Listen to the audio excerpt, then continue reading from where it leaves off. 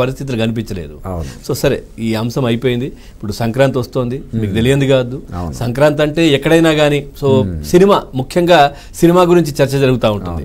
ఈ సంక్రాంతికి ముగ్గురు అగ్ర హీరోలు మెయిన్గా చెప్పుకోవాలంటే, ఇటు వెంకటేష్ కావచ్చు, బాలకృష్ణ, ఆ తర్వాత ఇప్పుడు రామ్ చరణ్, గేమ్ చేంజర్.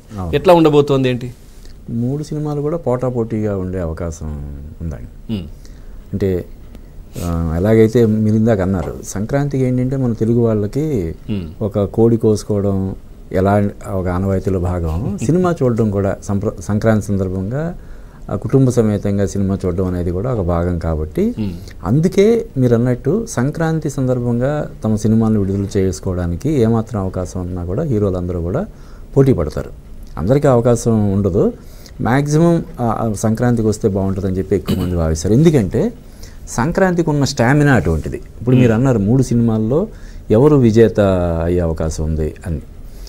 సంక్రాంతికి ఉన్న స్పెషాలిటీ ఏంటంటే పవన్ గారు, ఈ 3 సినిమాలని కూడా అవలీలగా బ్లాక్ బస్టర్ చేసేంత స్టామినా సంక్రాంతికి ఉంటుంది. సంక్రాంతికి ఉంటుంది.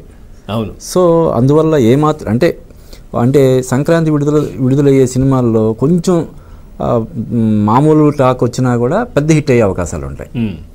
అంటే మరీ ఘోరంగా ఉంటే సంక్రాంతి ఏం చేయలేదు, కానీ ఓ మోస్తరుగా ఉన్న సినిమాను కూడా అవలేలగా విజయ తీరాలకి 3 సినిమాలు చూసేస్తారు పబ్లిక్.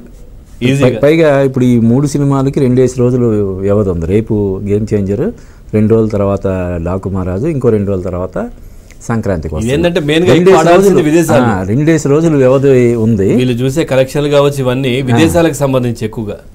అంటే ఇప్పుడు మన తెలుగు సినిమా, ఇప్పుడు బాహుబలి తర్వాత నుంచి తెలుగు సినిమా పరిధి విశ్వవ్యాప్తం అయిపోయింది. ఓన్లీ అంతకుముందు తెలుగు సినిమాలు అంటే ఓన్లీ మన ఏపీ, తెలంగాణ ఇక్కడ ఆడుతుండేవి. నార్త్ ఇండియా అంటే కొంచెం తక్కువ ఉండేది. ఓవర్సీస్లో ఓన్లీ అమెరికాలో కొంత ఎఫెక్ట్ ఉండేది. ఇప్పుడు అలా కాదు, ప్రపంచవ్యాప్తంగా కూడా రిలీజ్ అవుతున్నాయి. దట్టు కొన్ని భాషల్లో కూడా డబ్బింగ్ అవుతున్నాయి.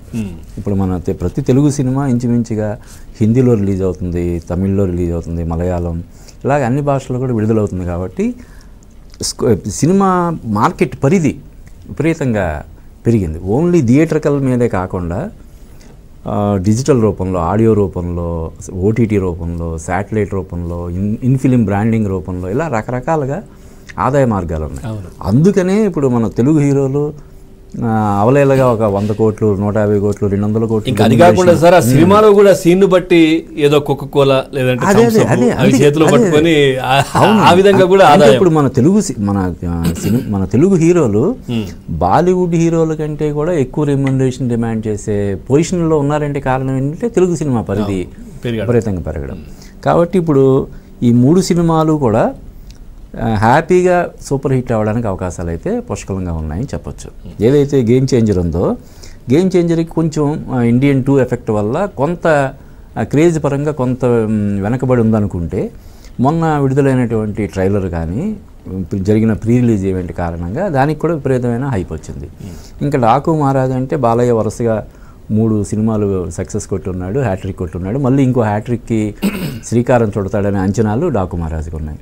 ఇక సంక్రాంతికి వస్తున్నా అంటే మనం చూస్తే సోషల్ మీడియా అంతా కూడా వాళ్ళు కబ్జా చేసినట్టు అనిపిస్తుంది. విపరీతమైన ప్రమోషన్స్ కావచ్చు, లేదంటే వాళ్ళు నిజంగా డైరెక్టర్ చాలు అనిల్ రావిపూడి గారు. ఆ విషయంలో అనిల్ రావిపూడిని మనం అభినందించాలి.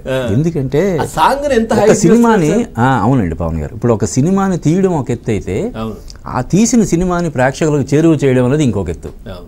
కాబట్టి తీయడం కోసం ఎంత కష్టపడ్డాడో జనాలకి చేరువ చేయడం కోసం ఇంకా ఎక్కువ కష్టపడుతున్నాడు. ఇప్పుడు మీరు రమణ గోగుల పాట కావచ్చు, వెంకటేష్ పాట, వాటిని అంటే సింపుల్గా ఏదో పాడించడం కాదు, దానికి ముందస్తుగా బోర్డంతా కసరత్తు చేసి దాన్ని ఏ విధంగా జనాల్లోకి తీసుకెళ్ళాలి. చిన్న చిన్న పిల్లలు కూడా ఇళ్లలో ఎంజాయ్ చేస్తున్నారు. ఏమన్నా అంటే నేను కూడా చూస్తున్నాను, ఇంట్లో బొమ్మ పాట పెట్టు అని చెప్పేసి. గోదావరి గట్టు సాంగ్ కానీ, మన వెంకటేష్ సాంగ్ కానీ, వీళ్ళు అంటే ప్రమోషన్స్ కూడా చాలా అగ్రెసివ్గా చేస్తున్నారు. నిజంగా సార్, దాంట్లో వెంకటేష్ గారిని కూడా ఒప్పుకోవాలి. ఎందుకంటే ఈయన చెప్తే ఏం చేయడం ఏంటి అన్నట్టు కాకుండా, ఈవెన్ స్టేజ్ మీద అంటే 2 హీరోయిన్ తోటి నేను పాట పాడతాను ఇది